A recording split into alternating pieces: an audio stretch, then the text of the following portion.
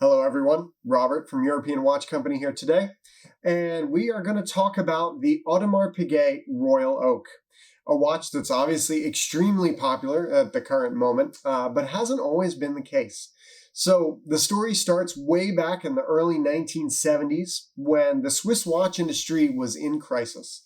Quartz watches from Japan were taking over the world, and the Swiss watch industry was struggling with how to keep up and stay relevant. And ultimately, the CEO of Audemars Piguet at the time found that there was kind of a hole in the market for a very high-end steel sports watch.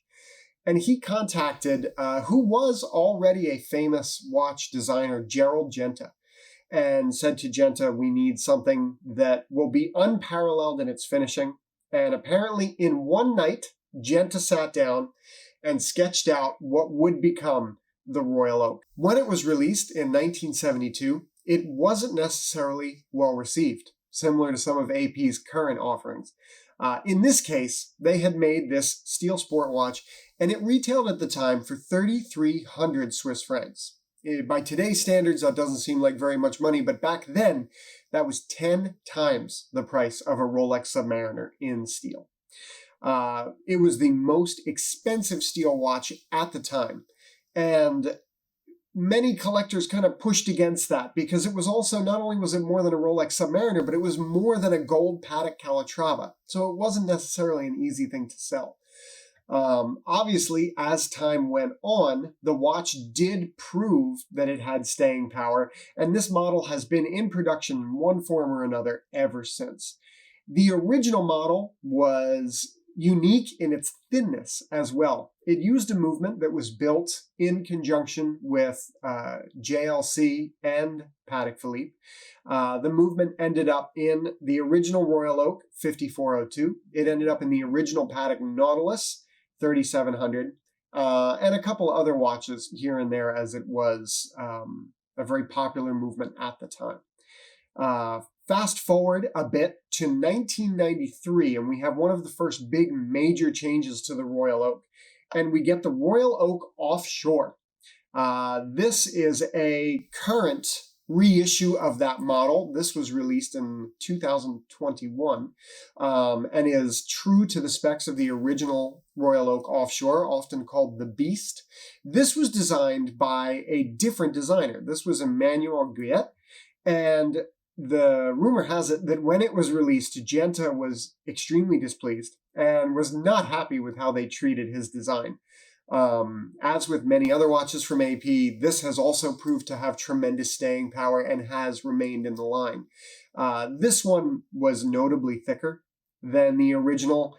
It was a chronograph, and it was designed to be a sportier, more modern version of the Royal Oak, especially as people were starting to appreciate larger watches.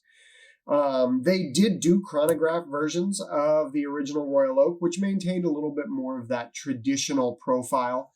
The one I have here today is the green dial that they have done for the 50th anniversary of the Royal Oak, released this year in 2022. Then, lastly, I have today the offshore tourbillon chronograph. And this kind of falls within their concept line, though I don't believe it's technically a concept piece. And this just kind of, I wanted to bring this out here to show you the scope and the breadth of the Royal Oak range. So now we have a platinum case, we have a ceramic bezel, we have an incredible tourbillon movement with a chronograph, some really fantastic high-end watchmaking here. And the thing that I think is amazing is you look at this and you look at this one, which is the Jubilee version, which is basically like the 15202 and the 16202. It is as close to that original 5402 as anything else out there. You look at these two watches and they're pretty far apart in terms of size and complication and scope. But again, the power of the design is so strong that you know immediately what it is and who made it and what kind of family of watches it belongs to. To make a design like this back in the 70s, and one that at the time was considered somewhat jarring, to have this exposed gasket in the middle, to have the exposed screws on the front. It was very industrial. Obviously, it had some nautical cues in there as well, hence the name Royal Oak after the English battleships. But to make a design like this, that at the time was somewhat cutting edge, and yet has remained relevant and has remained modern, this watch still feels like a modern watch, even though it's now 50 years old.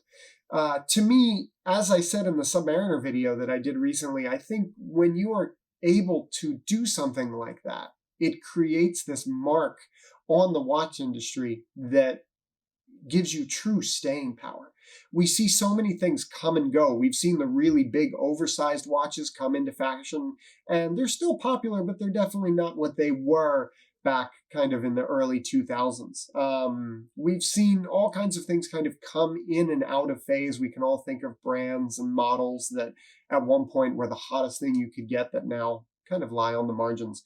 And to have something like this that's been around for 50 years and still has the same weight it did when it was released is a remarkable thing. And ultimately, that's why I take issue when people say that AP is a one-trick pony. Yes, they rely very heavily on this model. And if I was in charge of AP, I would rely heavily on it too. If you've written a hit song, you got to play it. You can't, deny the people what they want. So the AP Royal Oak, an icon in watchmaking.